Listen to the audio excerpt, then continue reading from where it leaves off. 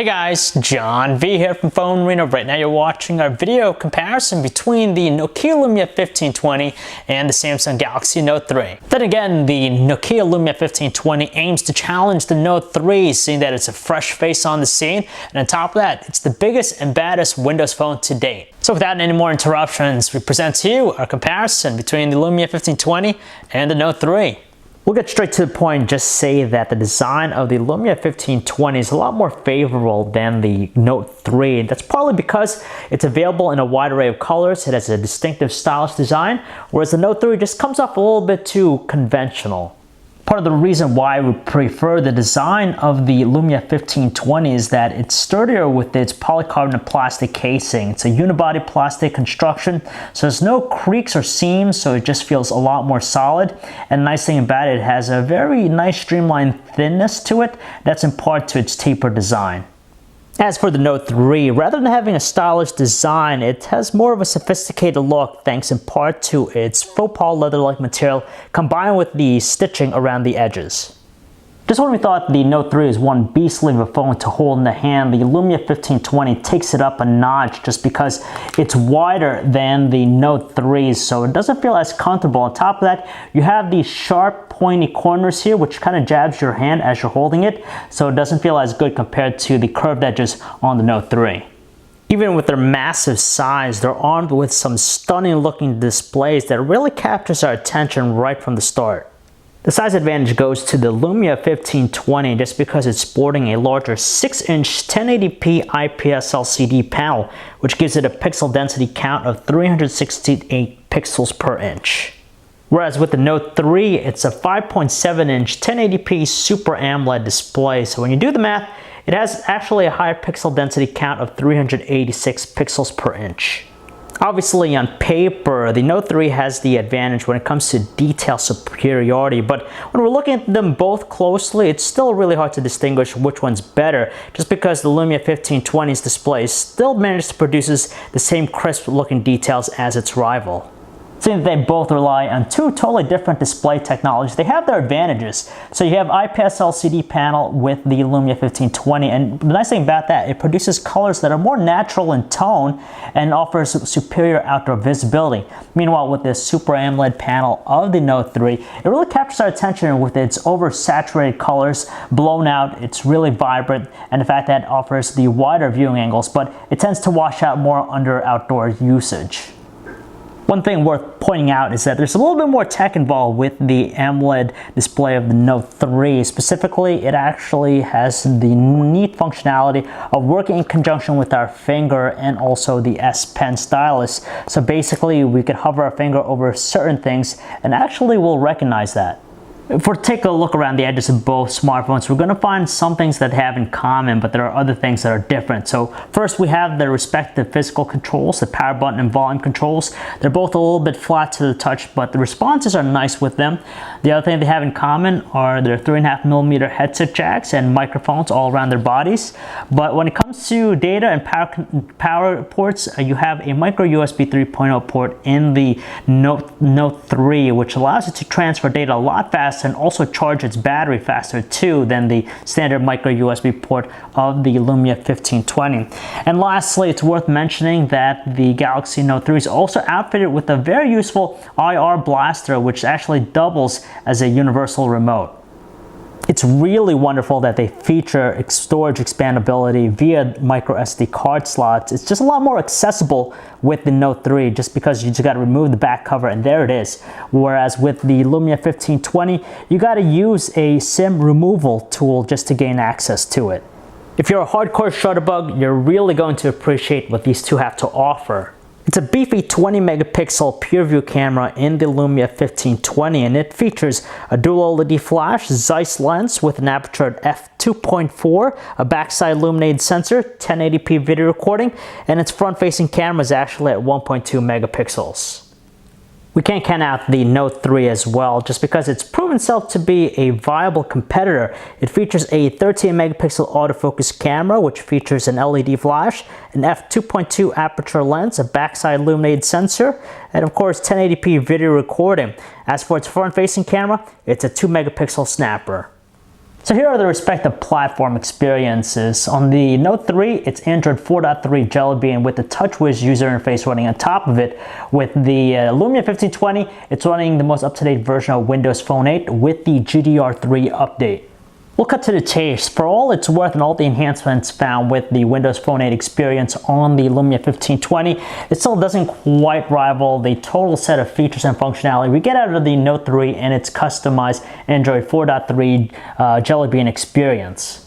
Let's first take a look at their home screen. So in this case, the start screen with Windows Phone 8. Now it's nice that it has a very dynamic look thanks to the live tiles, and to an extent it offers us some personalization just because we can rearrange those live tiles in different ways and also different sizes.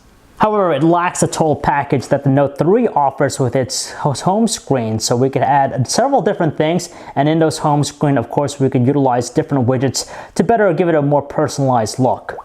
It's a little bit more messy when it comes to notifications on the Lumia 1520. Now, here at the lock screen, we appreciate the glance feature. It allows us to see some of the notifications, but actually trying to figure out what they are, we have to go to the start screen and look at each and every live tile to find out what they are exactly. There's not a central unified area that has them all. And that's exactly why we like how the Note 3 handles it. All we gotta do is swipe down anytime, and from here we have the notifications panel for quick access to all of our notifications. On top of that, we're given some added functionality too, like being able to archive emails or even share stuff. At the same time, the multitasking experience is far better with the Note 3. We could use the usual standard way of actually moving in and out of applications, but with the Note 3's multi-windows feature, we could actually juggle two different applications simultaneously, so it does offer true multitasking. In comparison, we got to hold down the back button on the Lumia 1520 to get into the multitasking menu. From here, we can jump in and out of different applications. It's basic and it gets the job done, but not quite as extensive or as useful as what we find in the Note 3. When it comes to productivity, they have their own unique assets. Now here on the Lumia 1520, it's preloaded with the Office application. So from here, we can essentially create a new Word document or Excel spreadsheet. So it's pretty handy even when you're on the go. Even though it doesn't have its own Office-like application out of the box, you could of course download, an alternative from the Google Play Store, so you have that. But the nice thing about the Note 3 is that it offers a lot of useful productivity tools. For example, you have the S Note application Action Memo, which works in conjunction with the S Pen styles to give us a lot of precision and control. And again, it imitates that paper and pen experience. And then there's the matter of app support. Seeing that Android has been in development for quite some time, it benefits by having, a very extensive set from its Google Play Store, whereas with the Lumia 1520 and Windows Phone 8 in general, you might not find as many of the popular ones out there, but it is growing with each passing day. Interestingly enough, they're powered by the same processor, a quad-core 2.2 GHz Qualcomm Snapdragon 800 processor with the Adreno 330 GPU, but the Note 3 is actually packing 3 GB of RAM versus only 2 GB in the Lumia 1520. They're both really fast and snappy, but the Lumia 1520 is just a little bit more consistent with its performance. It doesn't seem to be plagued by as many instances of slowdown or lag that we see sometimes on the Note 3. Like we said, the Note 3 is still a very equipped handset in delivering a really nice responsive performance.